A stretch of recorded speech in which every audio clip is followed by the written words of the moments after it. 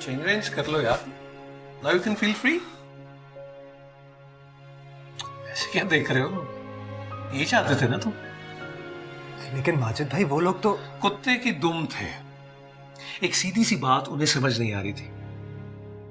सो जब दूसरी बार मैं अंदर गया तो मुझे एक तरकीब सूझी।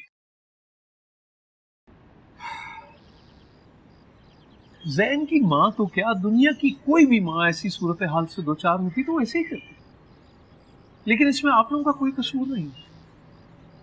इसलिए मैंने ये फैसला किया है कि जैन या जैन के घर वाले जितना भी आपसे सच को छुपाने की कोशिश करें, मैं आपको अंधेरे में नहीं रखूंगा। मैं समझा नहीं।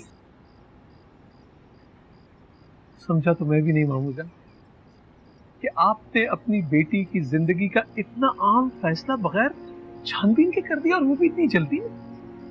हमें जल्दबाजी किसी चीज की नहीं है भाई। हड़बड़ाहट तो जैन की वालदा दिखा रही है। उनका कोई कसूर नहीं है वालिदा, उनका तो एक एक पल कीमती है। अब आप खुद सोचें, एक माँ जिसका बेटा अपनी जिंदगी के आखिरी 2-4 बरस गुजार रहा हो, तो उसको ऐसी हड़बड़ाहट होती होगी, उसकी खुशी देखने की जल्दी होती होगी, उसके बच्चे देखने के लिए वो कुछ जल्दबाजी करती हो। क्या कह रहे हैं आप? कौन जिंदगी का आखिरी दिन गुजार रहा है? जैन। जैन? लेकिन शफी ने तो मुझे नहीं बताया। जैन अपनी जिंदगी के आखिरी साल गुजारा, और शफी मामू मोहब्बत करने वाले आदमी, उन्होंने तो आपको ये भी नहीं बताया होगा कि जैन को एड्स है। क्या?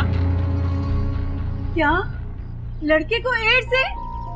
आहिस्ता देखिए, इसीलिए तो जैन की माँ जल्द अज जल्द उसकी शादी पे जोर दे रही थी।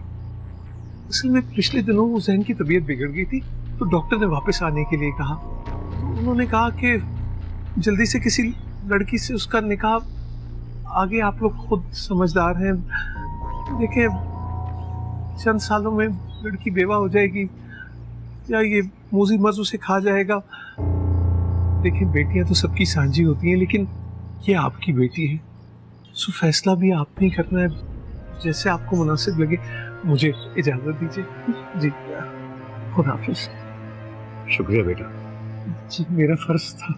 हम तुम्हारे एहसान बंदे हैं। जी जी, मैं भी।